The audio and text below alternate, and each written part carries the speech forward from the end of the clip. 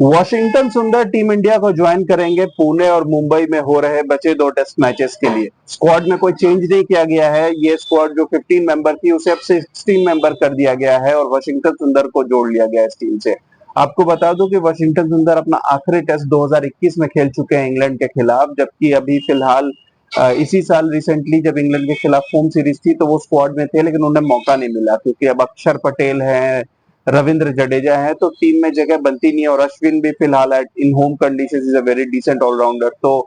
उनको जगह नहीं मिल रही थी। लेकिन यहाँ बता दूं आपको एक इंटरेस्टिंग फैक्ट, वॉशिंगटन सुंदर अभी तमिलनाडु के लिए नंबर 3 पे बैटिंग कर रहे हैं क्योंकि बीसीसीआई की तरफ से इंस्ट्रक्शंस हैं कि वो अपना बैटिंग ऑर्डर थोड़ा ऊपर रखें और टॉप 5-6 में बैटिंग करने की कोशिश करें, क्योंकि टॉप ऑर्डर में वॉशिंगटन सुंदर का जो डिफेंस है वो काफी कॉम्पिटेंट है और मेरे ख्याल से वॉशिंगटन सुंदर के लिए ये इंस्ट्रक्शन बिल्कुल सही है। टीम में लोअर ऑर्डर में ऑलरेडी बहुत सारे आप कह सकते हो कि बॉलिंग ऑलराउंडर्स हैं और वॉशिंगटन सुंदर की बॉलिंग अपने आप में, again he is not that kind of a bowler जो टेस्ट क्रिकेट में अपनी बॉलिंग के बेसिस पे स्क्वाड में आ सकता है। हाँ, एज एन ऑलराउंडर आ सकता है, लेकिन उनकी बैटिंग उनकी स्ट्रेंथ होनी चाहिए क्योंकि bowling wise he is more like a fill in bowler और अगर पिच में थोड़ी सपोर्ट है तो वो आपको विकेट्स ले सकते हैं। व्हाइट बॉल में चीज अलग है, व्हाइट बॉल में वो काफी कंट्रोल से बॉलिंग करते हैं तो उसकी वजह से उनकी इकोनॉमी के कारण वो टी20 में प्रेफर हो जाते हैं, वो न्यू बॉल से भी बॉलिंग कर लेते हैं। लेकिन टेस्ट क्रिकेट में इकोनॉमिकल बॉलिंग से काम नहीं बनेगी और वॉशिंगटन सुंदर ने ये बात मानते हुए अभी रणजी ट्रॉफी मैच में अपने टीम में अपने कैप्टन अपने मैनेजमेंट से बात की और नंबर 3 पे बैटिंग की और बेहतरीन 150 प्लस का स्कोर बनाया है अभी दिल्ली के खिलाफ और ये सिलेक्शन उनका बैटिंग के बेसिस पे हुआ है, नंबर 3 पे बैटिंग करते हुए। समझ रहे हैं आप, नंबर 3 पे बैटिंग करते हुए वॉशिंगटन सुंदर ने ये काम किया है।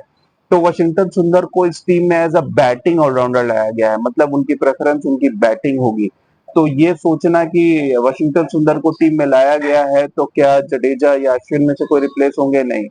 ये बैटिंग ऑलराउंडर की तरह आए हैं और इनका आना काफी इंटरेस्टिंग है क्योंकि वॉशिंगटन सुंदर को अगर सडनली बुलाया गया है तो डेफिनेटली गंभीर, रोहित, इनके दिमाग में वॉशिंगटन सुंदर को लेकर कुछ प्लान होगा। क्या शुभमन गिल की इंजरी इतनी सीरियस है कि शुभमन गिल को अब वापस ये लोग इस सीरीज में खेलता नहीं देख रहे?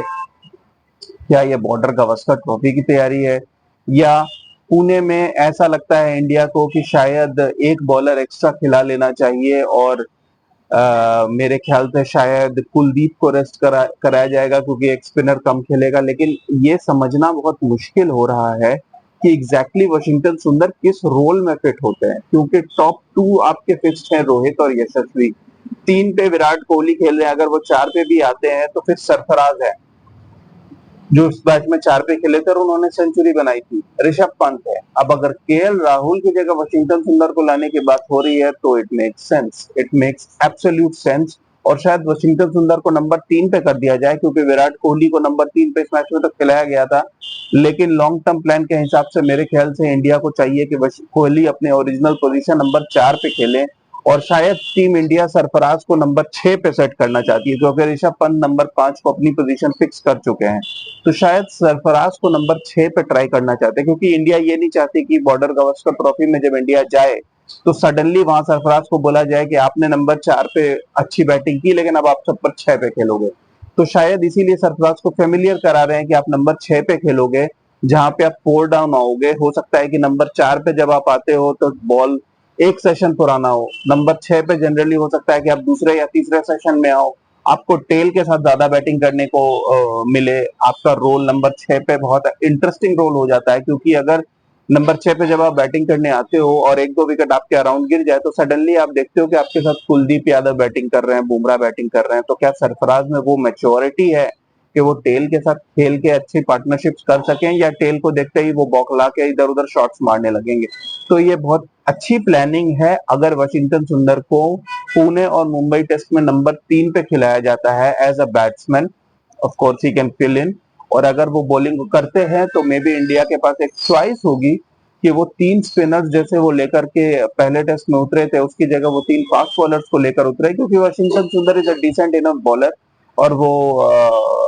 मतलब अभी जिस मैच में उन्होंने 150 प्लस बनाया है दिल्ली के खिलाफ उसमें उन्होंने 17 ओवर बॉलिंग भी की है और 2 विकेट भी लिए हैं और दोनों विकेट टॉप ऑर्डर बैट्समैन के लिए। तो ऐसा नहीं है कि वॉशिंगटन सुंदर बिल्कुल ही एज अ बैट्समैन खेलेंगे, ऑफ कोर्स ही विल बोल, लेकिन the thing is that he doesn't have that variation, he doesn't have that turn. वो काफी सीधी सीधी बॉलिंग करते हैं, और अगर पिच पे सपोर्ट है, अब थर्ड डे पिच है, फोर्थ डे पिच है, जहां पे स्पिनर्स को हेल्प है, तो of course automatically he becomes dangerous, क्योंकि वो विकेट टू विकेट बॉलिंग करते हैं। लेकिन ऑफ कोर्स अभी उनमें वो फ्लाइट नहीं है, वो वेरिएशंस नहीं है, जिसकी वजह से एज अ बॉलर वो टीम में एडजस्ट हो सके। तो it's a very decent move, और वाशिंगटन सुंदर बहुत इंटेलिजेंट क्रिकेटर है। अपने डेब्यू में भी उन्होंने गाबा में आउटस्टैंडिंग परफॉर्मेंस दी थी। वो जो 67 रन उन्होंने अपने डेब्यू में बनाए थे, वो बहुत यूजफुल है। इनफैक्ट कुछ लोगों को याद भी नहीं होगा कि उन्होंने स्टीव स्मिथ को भी डिसमिस किया था उसी मैच में। तो वाशिंगटन सुंदर का टीम में आना मेरे ख्याल से एक बहुत सही डिसीजन है, एंड लेट्स होप कि वाशिंगटन सुंदर टीम में आते हैं और नंबर 3 पे बैटिंग करते हैं। Keep watching guys, thank you.